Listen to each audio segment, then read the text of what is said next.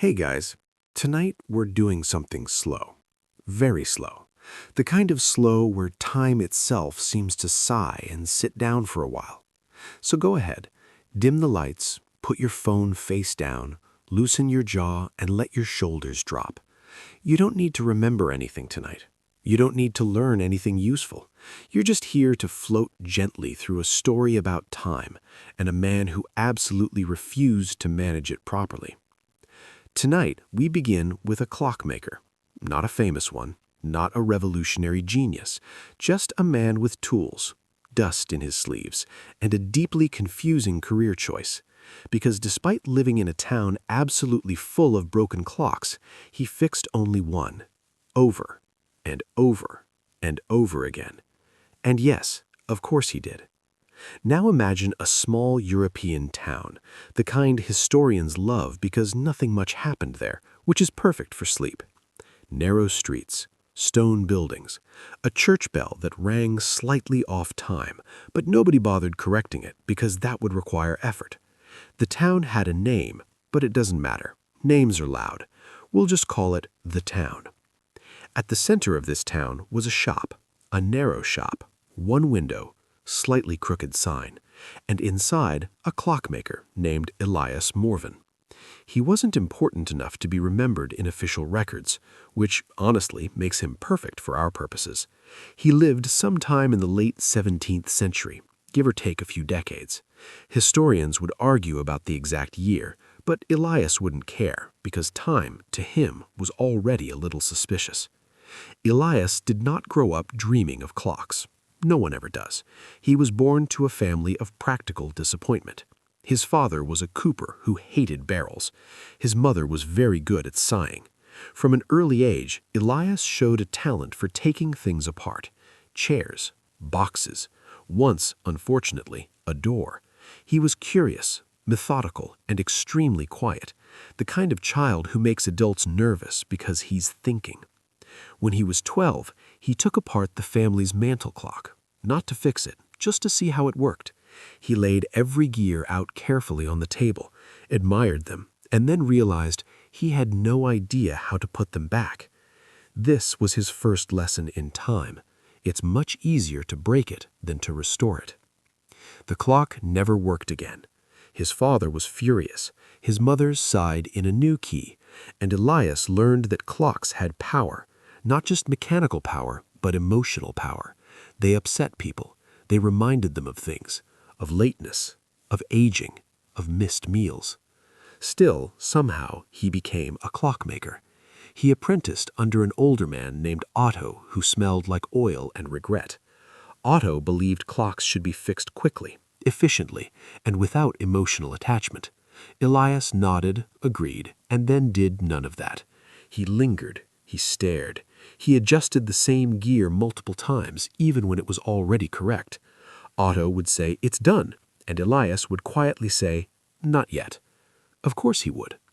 After Otto died, peacefully, mid-complaint, Elias opened his own shop. That's where things got strange. Stranger than usual for a clockmaker, which is already a profession built around arguing with physics. At first, Elias fixed clocks like anyone else. Wall clocks, pocket watches, a few elaborate pieces owned by people who wanted to feel important. He was good, very good. His repairs were precise, careful, and slow. Customers noticed. Some appreciated it. Others complained that it took weeks to fix something that should have taken days. And then the incident happened. One afternoon, a woman brought in a tall grandfather clock, dark wood, heavy pendulum. It had stopped ticking at exactly 3:17. She didn't know why. Clocks rarely explain themselves. Elias examined it. He touched the casing. He listened. And something about this clock felt familiar. Not in a mystical way, just irritatingly familiar, like a sentence you can't finish. He took it apart with more care than usual. Every gear cleaned, every spring adjusted, and when he put it back together, it worked. Perfectly. Tick. Talk. Steady. Calm. Predictable. The woman paid him, thanked him, and left. The next morning, she was back. The clock had stopped again. Same time, 3:17. Elias frowned, not dramatically, just slightly. He took the clock back in, checked everything, and found nothing wrong. Still, he fixed it again, and again it worked, until it didn't. This happened repeatedly, always the same time, always the same clock, and slowly, quietly, Elias began to fix only that one clock. Other customers came in. He told them he was busy, or that he couldn't take new work, or that time was unreliable lately, which, to be fair, it is. People noticed. They always do. Rumors spread. The clockmaker had gone odd. He talked to the clock. He slept in the shop. He forgot meals. All mostly true. He became thinner, paler. His hair grew longer, his patience shorter. The clock, meanwhile, became perfect, except for that one moment, 3:17. Historians love to argue about why Elias did this. Some say obsession, some say guilt, some say grief. But there's no dramatic reveal here, no tragedy involving the clock's owner, no hidden crime. Elias simply believed, quietly and firmly, that this clock was wrong in a way the others weren't. Other clocks broke randomly. This one broke with intention, and Elias respected that. He began to measure his life around it. He woke before it stopped. He waited. He watched the pendulum slow. He listened to the final tick, and then he fixed it again, each time making the smallest possible adjustment, a fraction of a fraction, because maybe this time it wouldn't stop. It always did. Let's drift gently here, because this is where the story really settles in. Years passed. The town aged. People married. People died. Children grew up thinking it was completely normal that the clockmaker fixed only one clock. The church bells still rang off time. Nobody cared. Elias grew older. His hands shook slightly. His eyes weren't as sharp, but the clock remained, polished, maintained, loved in its way. The woman who owned it eventually died. Her family never came back for it, so the clock stayed, and Elias continued. He stopped keeping track of days, weeks, months. He didn't need to. The clock told him everything he wanted to know. It told him when it failed, and it told him that perfection was temporary, which is a lesson history teaches repeatedly, just with more paperwork. By the time Elias was an old man, he had fixed that clock hundreds of times, possibly thousands. He never wrote anything down. No journal, no reflections, just work, just repetition. And one night, quietly, without drama, he fell asleep in his chair. The clock stopped at 3:17, and Elias didn't wake up. The next morning, someone found him, peaceful, still, the shop unchanged, the clock silent. No one knew what to do. Eventually, someone wound the clock. It started ticking again, and for the first time in decades, it didn't stop. Historians hate that part. It's too neat, too symbolic, too tidy. They'd much prefer a messy ending, but history doesn't care what they want. It just happens, or stops. The shop closed. The clock was sold. The town moved on.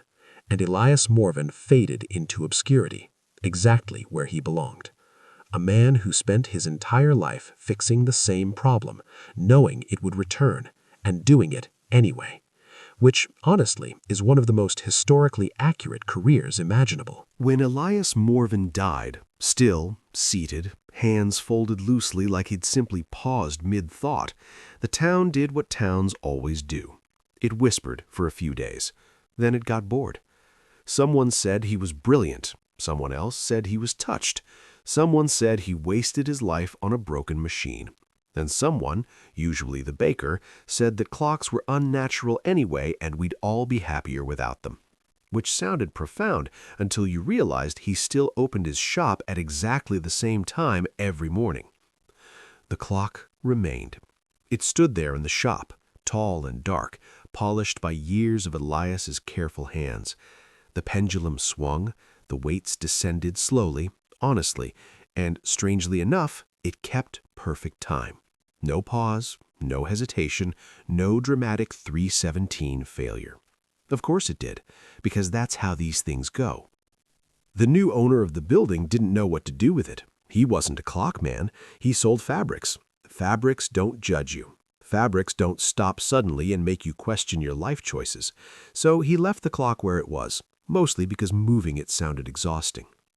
And so the clock became a background object, just another tall thing in a quiet place. It ticked through conversations. It ticked through sales. It ticked through the slow reshaping of the town. Years passed, then decades. People forgot Elias's name. They remembered the story, vaguely, the odd clockmaker, the one clock man. Children heard it as a bedtime story, softened and dulled by repetition. Adults remembered it as a rumor, something they might have heard once, maybe. The clock kept ticking. And here's where the story does something very historically accurate. It refuses to stay interesting. Nothing dramatic happened next. The clock didn't curse anyone. It didn't stop again. It didn't whisper secrets or predict deaths. It just existed, which frankly is most of history, long stretches of existence interrupted by brief inconvenience. Eventually, the fabric shop closed, then reopened, then closed again. The building changed hands. The clock changed owners. Each new person assumed the clock had always worked perfectly. Why wouldn't it? Only one man noticed otherwise. His name was Tomas. He was a minor bureaucrat, the kind of person history never notices because he did everything correctly and quietly. Tomas bought the clock because it was tall and made him feel important. He placed it in his home, wound it weekly, and admired its steady rhythm. Until one evening, it stopped. Tomas stared at it. He checked the weights. He wound it again. It resumed ticking. And then, like a polite guest, it behaved itself forever afterward. Tomas never spoke of it, because what would he say? My clock stopped for a minute once? History does not care. But let's slow down here and linger, because this is where Elias's quiet influence remains, not as a ghost, not as a memory, but as a method. The clock had been adjusted so many times, so gently, so obsessively, that it had learned something. Not intelligence, nothing mystical, just balance, the kind that comes only from endless correction. Elias hadn't fixed the clock, he had trained it. And that brings us to something kings and emperors never learned despite all their tutors. Repetition changes outcomes more reliably than ambition. Now, since we're drifting through history anyway, let's widen the lens a bit. Not suddenly, just gently, like pulling back a curtain very slowly so no one wakes up. Clockmakers like Elias existed everywhere. Quiet men, occasionally women, rarely famous, always necessary. They lived through wars without fighting in them. They lived through regime changes without noticing much difference. Time, after all, does not care who is in charge. In royal courts, clocks were status symbols, gilded, overcomplicated, overconfident. They broke constantly, which feels appropriate. Kings demanded precision but lived chaotically. Queens timed their days with bells, not accuracy. Courtiers were always late and always offended by it. And somewhere, far from palaces, clockmakers corrected tiny errors no one noticed. Elias would have hated court clocks. Too loud, too proud, too many chimes. He preferred silence, the soft tick that barely interrupts a thought. After Tomas died, again quietly, the clock passed to his nephew, then his niece, then a stranger. Each owner polished it less, wound it irregularly, forgot about it sometimes. And yet it kept time. Because perfection, when reached slowly, is surprisingly durable. Let's pause here. Breathe. Let the rhythms settle. Imagine the pendulum, back and forth, back and forth. No rush. Now, somewhere in the mid-19th century, the clock was moved again, this time to a railway office, which is where clocks go when society pretends it has mastered time. Railways needed precision. Timetables, coordination, standardization. Time zones were invented because people got tired of missing trains. And suddenly, clocks weren't philosophical objects anymore. They were tools. The old clock stood in a corner, too tall, too dark, too quiet. Clerks ignored it. Conductors relied on pocket watches. Engineers trusted printed schedules that were already outdated by the time they were read. Still, the clock ticked. Once, during a particularly confused winter, the entire rail system ran late. Signals failed, snow fell, trains stopped between towns and waited, engines idling as if unsure what to do next. The clock, of course, kept perfect time. No one noticed. History is full of accurate things that go ignored. Eventually, modernization arrived. Electric clocks, smaller, brighter, louder. The old clock was deemed unnecessary. It was sold again, cheaply, to a collector who liked odd pieces with stories. He never learned the story. He placed it in a study, surrounded it with books he never read, occasionally told guests it was quite old. They nodded. Someone refilled their drink. The clock ticked. And here's the truly dull part, the part that would absolutely put a historian to sleep if they weren't already halfway there. Nothing else happens. No rediscovery, no diary found, no final twist. The clock continues existing into the modern era, where time is measured by glowing screens and notifications. It becomes decorative, then obsolete, then quaint. Elias Morven remains forgotten. And yet, every time that clock is wound, adjusted, or dusted, someone unknowingly follows his routine. Careful hands, gentle movements, tiny corrections, respect for mechanisms that don't explain themselves. Which is how history actually survives, not through grand gestures, but through habits passed on without names attached. Let's float here a bit longer. Think of all the people history forgets, the ones who didn't conquer anything, didn't found dynasties, didn't marry strategically or die dramatically. They just maintained things. And maybe that's why Elias's story feels restful, because it asks nothing of you. It doesn't demand awe, it doesn't build to a climax, it just ticks along. While Elias Morven lived his quiet, repetitive life with one stubborn clock, the rest of the world was doing what it does best, overcomplicating everything. Especially the people in charge, especially royals. Because if there is one thing kings and queens have always believed, it's that time should obey them. And if it didn't, well, they usually blamed someone nearby. Royal courts were obsessed with time, but in a very performative way. Bells rang to announce meals, trumpets declared arrivals, ceremonies were scheduled down to the minute and then ignored completely. Everyone was late, everyone pretended they weren't. Time was less a system and more a suggestion. Clocks in palaces were enormous, ornate, and deeply unreliable. Gilded monsters full of gears that looked impressive and worked occasionally. When they stopped, servants panicked. When they chimed incorrectly, someone was punished. Timekeeping, like everything else in royal life, was political. Which brings us to a quiet irony Elias would have appreciated had he known about it, which he didn't, because he was busy fixing the same clock again. While monarchs surrounded themselves with the loudest, most complicated devices imaginable, they completely misunderstood the nature of time. They treated it like a possession, like land, like people, something to be owned, displayed, controlled. Time, of course, ignored them. Let's gently drift into a few examples, not sharply, not dramatically, just enough to notice the pattern. There was a king, there are always kings, who insisted his court clocks be set ahead by 10 minutes. The idea was simple. If time moved faster, people would work harder, meals would be quicker, decisions sharper, the kingdom would thrive. What actually happened was confusion. Meetings overlapped, courtiers arrived breathless and irritated. Nothing improved. The clocks were eventually reset, quietly, by servants who did not feel like being yelled at anymore. Time does not respond to bullying. Another royal decreed that clocks should never stop chiming, even at night. Silence, he believed, encouraged laziness. The bells rang hourly, then half-hourly, then quarter-hourly. No one slept. The court grew exhausted, tempers shortened, judgment declined. The king blamed everyone but himself.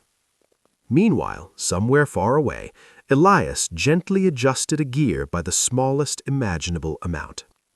This contrast shows up everywhere in history. Elites try to dominate time. Ordinary people try to live with it. Craftsmen, especially, develop a quiet respect for it. You don't rush a gear. You don't argue with a spring. You don't force a mechanism to behave. You listen. Elias listened. And that brings us back to the clock. Not the grand royal ones, not the ceremonial ones, just the tall, dark, unremarkable clock that learned how not to fail. There's something deeply unglamorous about maintenance. It doesn't make good legends. No one writes epic poems about upkeep. But maintenance is what keeps civilizations from collapsing between dramatic events. Empires rise loudly and fall loudly. Maintenance happens in the background, quietly preventing chaos until it doesn't. Royals rarely understood this. They replaced instead of repaired. They demanded perfection instead of patience. They blamed the object instead of their expectations. Clockmakers, on the other hand, blamed themselves. Elias certainly did. Every time the clock stopped, he assumed he had missed something, that he could do better, that there was a more precise alignment waiting to be found. He never accused the clock of betrayal. He didn't curse it. He didn't discard it. He returned to it, which is a mindset most rulers never had. If something failed them once, it was disloyal. If it failed twice, it was treasonous. If it failed repeatedly, it was replaced with something more expensive and louder. And yet, the expensive things failed too. Let's let that sink in for a moment. Breathe. No need to connect dots too quickly. This is bedtime history, not a lecture. As the centuries rolled on, timekeeping became standardized. Seconds mattered. Trains demanded synchronization. Factories required shifts. The world became louder, faster, and much more anxious about being on time. Clocks multiplied. And strangely, the more clocks there were, the less people trusted them. Everyone had their own watch, their own schedule, their own version of time. Meetings began with apologies for lateness, deadlines slipped, alarms were snoozed. Time became something to fight with daily. The old clock kept ticking.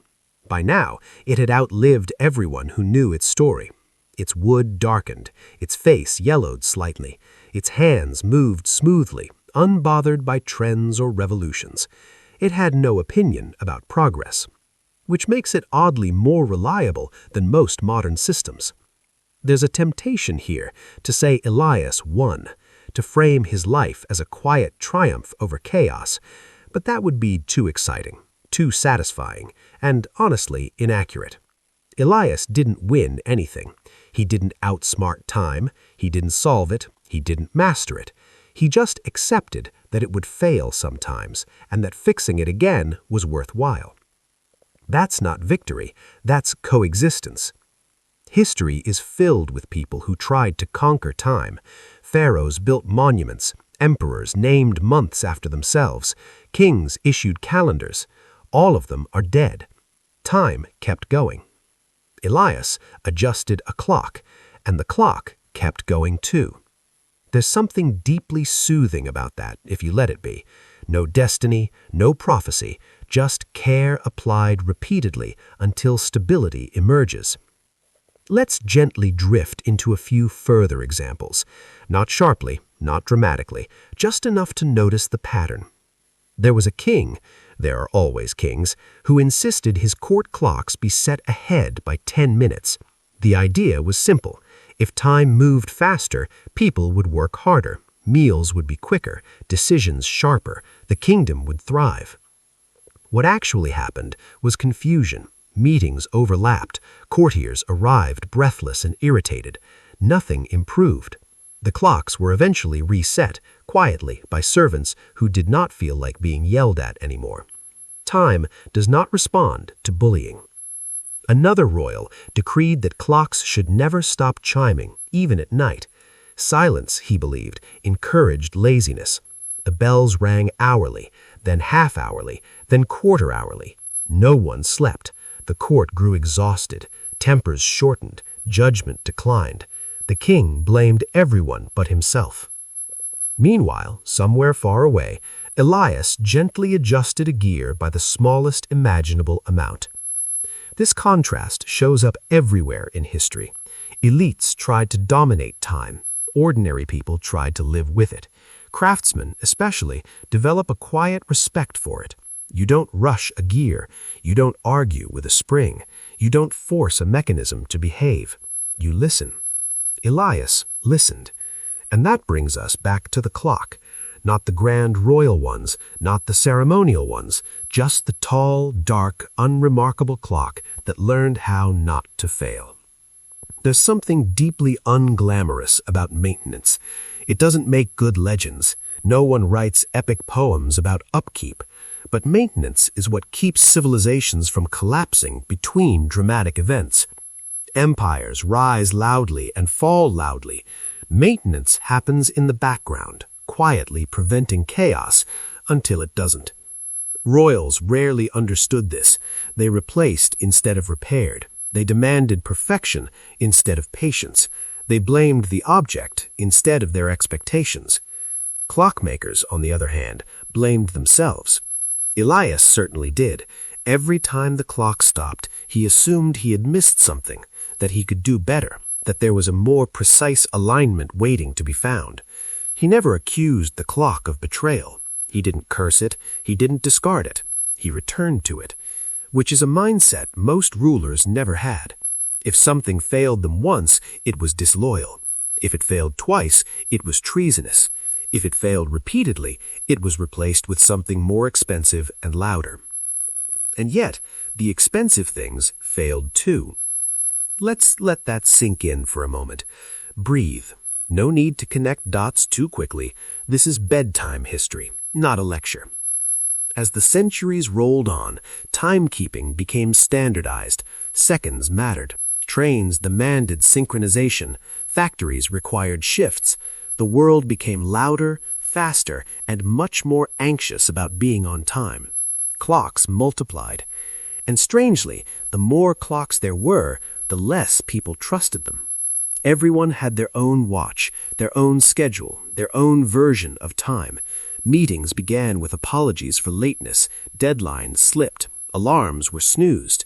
Time became something to fight with daily. The old clock kept ticking. By now, it had outlived everyone who knew its story. Its wood darkened, its face yellowed slightly, its hands moved smoothly, unbothered by trends or revolutions. It had no opinion about progress, which makes it oddly more reliable than most modern systems. There's a temptation here to say Elias won, to frame his life as a quiet triumph over chaos. But that would be too exciting, too satisfying, and honestly inaccurate. Elias didn't win anything. He didn't outsmart time. He didn't solve it. He didn't master it. He just accepted that it would fail sometimes and that fixing it again was worthwhile. That's not victory. That's coexistence. History is filled with people who tried to conquer time. Pharaohs built monuments. Emperors named months after themselves. Kings issued calendars. All of them are dead. Time kept going. Elias adjusted a clock, and the clock kept going too. There's something deeply soothing about that, if you let it be. No destiny, no prophecy, just care applied repeatedly until stability emerges. Let's drift a little further forward. By the early modern era, clocks were everywhere. Homes, offices, stations, schools. They ticked loudly, proudly, often inaccurately. People complained, people ignored them, people depended on them anyway. The old clock was eventually retired again, stored, forgotten, rediscovered. Each rediscovery came with mild interest. This is old. This is heavy. This still works. No one asked why. And maybe that's the best ending it could have. Not a museum label, not a plaque, just usefulness without explanation. Elias Morven never wanted recognition. There's no evidence he wanted anything beyond the satisfaction of alignment, the quiet moment when the tick returned, when disorder resolved into rhythm. And in a world run by people who wanted applause, fear, and obedience, that kind of motivation was invisible. Which brings us to a very sleepy realization. Most of history is shaped by people who never intended to shape it. Not because they were secretly brilliant, not because they were chosen, but because they kept showing up, fixing the same problem again and again, without expecting it to stay fixed. That's not heroic, it's habitual. And habits, over time, are powerful. Let's let that idea drift by without grabbing it too tightly. No need to analyze, just notice it, like the sound of the clock in the next room. By the time the world began insisting it was modern, time had stopped being something people listened to and started being something they chased. Faster travel, faster messages, faster lives. The tick of a clock was no longer comforting, it was accusatory. Late, late again, still late. Clocks, once quiet companions, became judges. Factories ran on whistles, offices ran on schedules, schools rang bells sharp enough to slice the day into neat, anxious pieces.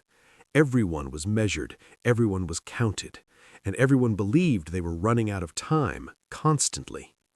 The old clock, Elias's clock, didn't care. It had no opinion on productivity.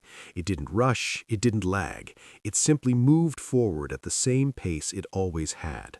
1 second after another. Not faster, not slower. Just enough. At some point, no one recorded exactly when, it was stored in a warehouse with other outdated things. Furniture no one wanted, tools no one recognized, objects that still worked but no longer fit into the story people were telling themselves about progress. Warehouses are strange places in history. They're where the past goes to wait, not to be honored, not to be destroyed, just paused.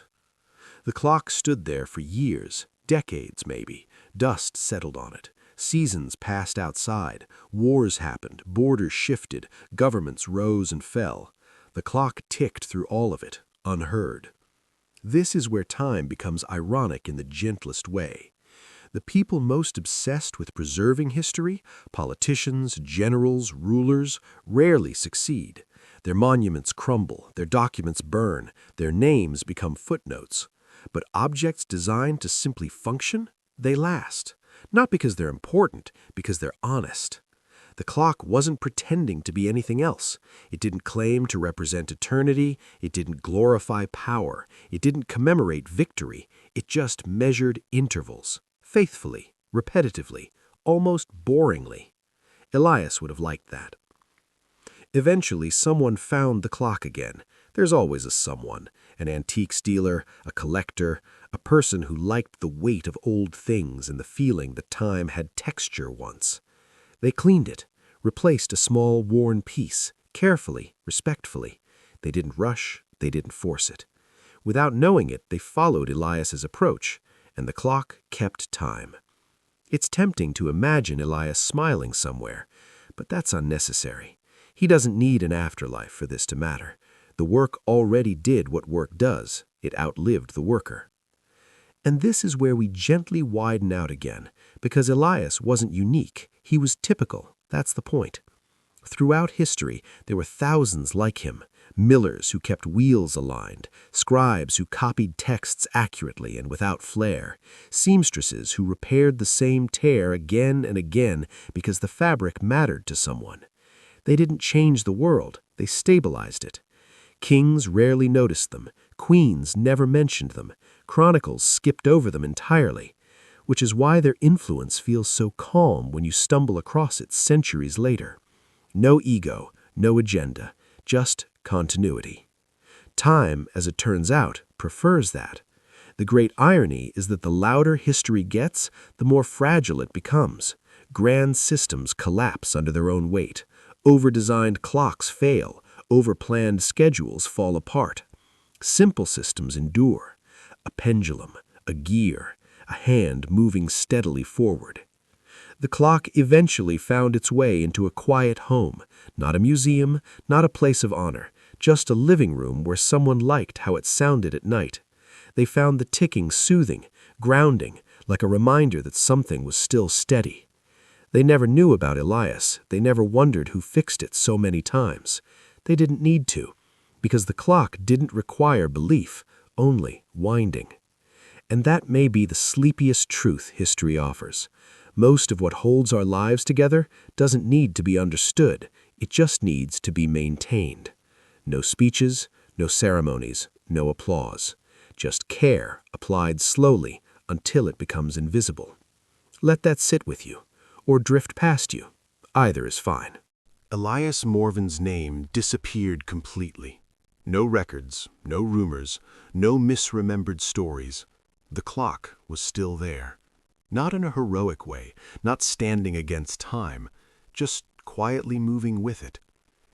This is the part of history most books skip, the long after, the stretch where nothing is being founded, crowned, conquered, or buried with ceremony. Just people waking up, living small days, and going to sleep again. The clock marked all of it. Morning light across the floor, evening shadows creeping back, nights where someone lay awake listening, counting seconds without realizing it. The clock didn't care if it was admired, it didn't care if it was ignored. It had no sense of legacy. It didn't know it was old. It didn't know it had once been broken in a very specific way at a very specific minute. It only knew motion. And that's something Elias understood instinctively, even if he never put it into words. Time wasn't a story to him. It wasn't dramatic. It wasn't meaningful in the way philosophers wanted it to be. It was mechanical and fragile and persistent. The world around the clock continued to change. Furniture styles shifted, walls were repainted, rooms were rearranged, music changed, voices changed, silence changed too. Modern silence is never quite silent. The clock remained slightly out of fashion, too large, too quiet, too patient. And yet people kept it, not because it was valuable, not because it was famous, but because it worked, reliably, calmly, without demanding attention, which is more than can be said for most systems humans invent. At some point, someone tried to replace it with something smaller, digital, precise down to fractions of a second, bright numbers glowing in the dark. It lasted a few years, then it failed. The battery corroded, the screen dimmed. The clock was rewound. Tick, tock. There's a particular peace in objects that outlive trends. They don't argue, they don't adapt aggressively, they simply wait until people remember why they mattered. Elias's life, when you strip it down to its quiet core, wasn't about fixing a clock. It was about choosing consistency over novelty, returning to the same task without resentment, accepting that some things don't stay fixed, and deciding that's not a reason to stop. That's not inspirational. It doesn't fit on a plaque. It wouldn't motivate an army, but it will lull you gently to sleep, because it suggests something very comforting, that you don't have to solve everything permanently. You just have to tend to it while you're here. History loves permanence. It worships monuments. It measures success by how long a name lasts. Time doesn't care. Time prefers rhythm. Elias never left instructions, never passed down wisdom, never trained a successor in some dramatic final scene. His knowledge survived anyway, encoded in alignment, spacing, and balance, in a mechanism that no longer failed the way it once did. That's how most human effort endures, not as memory, but as structure. The clock doesn't remember Elias, it doesn't honor him, it doesn't mourn him, and somehow that makes his work pure. No gratitude required, no recognition needed, just continuation. As the night deepens, yours, not the story's, the ticking becomes softer, less distinct, more imagined than heard. Time loosens its grip, thoughts wander, names fade, which is exactly where Elias lived his whole life. By now, the story has thinned out so much it's almost transparent. No plot left to chase, no character arcs demanding resolution, just the gentle continuation of something that started long before anyone noticed and will keep going long after no one remembers why. That's the part most people rush past.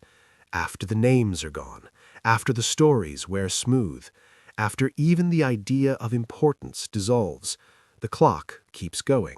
Not heroically, not defiantly, just steadily, like it always has. Tick, tock, an agreement between gravity and patience. If you stood near it long enough, you'd notice something subtle. Not a flaw, not a secret, just a calm refusal to hurry. The pendulum never swings wider than it needs to. The gears never rush ahead to make up time. It doesn't compensate emotionally. It trusts the process. That trust was Elias's final unspoken contribution. Not accuracy. Plenty of clocks are accurate, but restraint. The willingness to let things move at the pace they're meant to move, even when someone wishes they'd go faster. Most of history is made by people who did not have that restraint. They hurried reforms, they rushed wars, they forced timelines that weren't ready, and then they were shocked when things fell apart. Elias never forced anything. When the clock stopped, he didn't punish it, he didn't overcorrect, he didn't add complexity to feel clever. He made the smallest possible change and waited. Waiting is an underrated skill in history. It doesn't look productive, it doesn't feel powerful, it doesn't come with titles or rewards, but it's often the difference between something that lasts and something that merely impresses. The clock, now centuries removed from its maker, exists in a world that barely notices time anymore. Screens update automatically, devices synchronize invisibly. People outsource awareness to systems they don't understand and don't maintain. When those systems fail, everyone is surprised. The clock fails quietly, predictably, politely, and when it does, someone winds it again, someone adjusts it, someone, without knowing why, takes their time. That's Elias, still present, not as a person, but as a habit. There's no message here, no moral carved into stone, no whisper from the past urging you to live better. History rarely offers advice that clean. But there is a mood, a feeling, a gentle suggestion that not everything needs to be optimized, that not every flaw is a crisis, that repetition isn't failure, it's maintenance.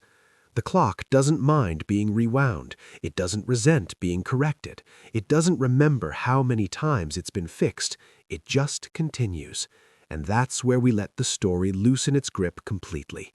No ending, no final image, no last words spoken over a body or a battlefield, just the soft, persistent motion that outlives attention.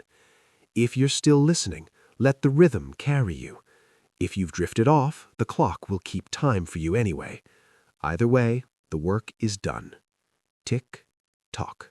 If this story made you think even a little, share the video with someone who needs it. Subscribe to the channel to get more real stories like this delivered to you. Let us know in the comments what you learned from this story. See you again in the next story.